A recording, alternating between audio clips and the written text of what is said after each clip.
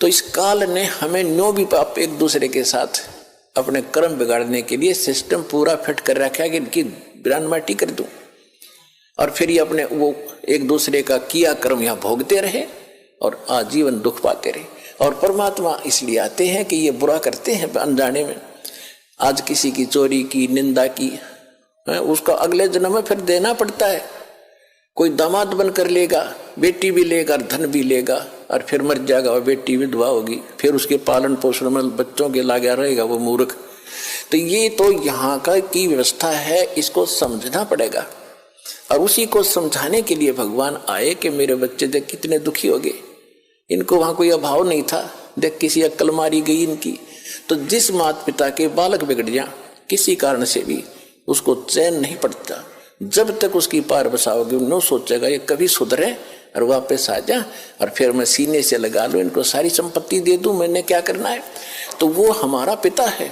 हम गलत आदमी इस काल के आके फंस गए।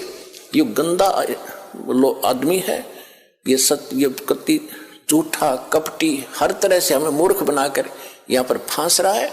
इसको श्राप लगा 1 लाख मनुष्य शरीरधारी प्राणियों का आहार करने का।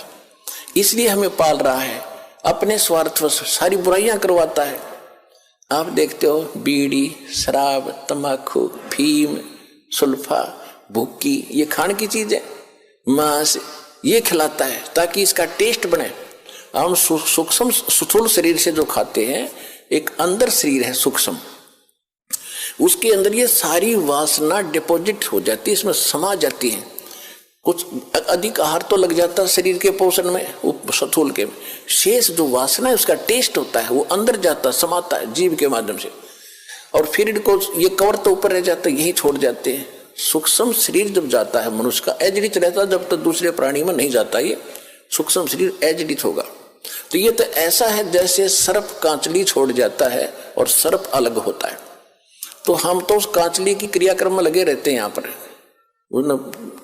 कभी गंगा ठा के ले जाएंगे, कभी कितना कर्म कराएंगे। वो सांप तो जा चुका है, वो तो है नहीं इसमें। तो उस जीव को फिर तपतशिला पर डालता है, वहां उनको बुरी तरह तड़फाता है। क्योंकि जिसने ज्यादा हुक्का पी रखा है, जिसने ज्यादा शराब पी रखी है, मांस खा रखा है और ज्यादा भूखी पी रखी है, कोई नशीली वस्तु है, कि वो टेस्ट है उसका, उस काल का, मन का, ये मन उसका एजेंट है।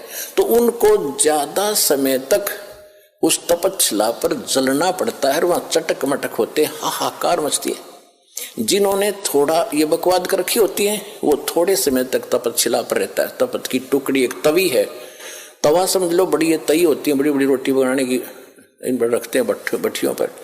इस तरह की बहुत बड़ी है पत्थर की, और उसमें अपने आप गर्म होती है, उसके फारेनहाइट का भी अंदाजा नहीं कितनी गर्म है।